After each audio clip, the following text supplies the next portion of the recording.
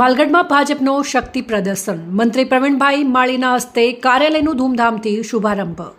ડીસાના માલગઢમાં સ્વરાજ્યની ચૂંટણી પહેલા ભાજપે જોરદાર શક્તિ પ્રદર્શન કર્યું છે। માલગઢના હનુમાનનગર એટલે કે ક્રાંતિનગર ખાતે ભીલડી રોડ પર આવેલા પવનપુત્ર કોલ્ડ સ્ટોરેજમાં જિલ્લા પંચાયત અને તાલુકા ડેલિગેટ ઉમેદવારોના કાર્યાલયનું ભવ્ય ઉદ્ઘાટન યોજાયું।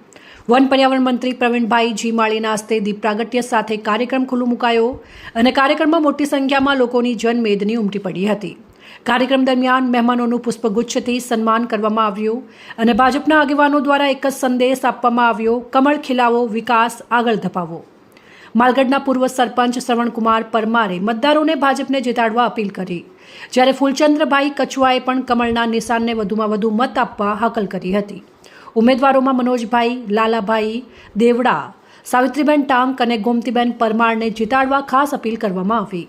સાથે જ ભાવનાબેન સોલંકી બિનહરીફ ચૂંટાઈ જતા કાર્યકરોમાં ખુશીનો માહોલ જોવા મળ્યો હતો।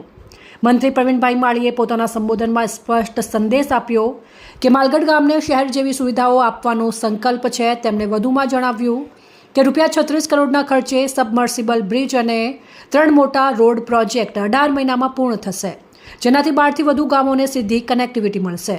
આ સમગ્ર કાર્યક્રમમાં ભાજપના આગેવાનો, યુવા નેતાઓ, કાર્યકરો અને ગ્રામજનોની ભારે હાજરીએ ચૂંટણી પહેલા જ માલગઢમાં રાજકીય ગરમી વધારી દીધી છે।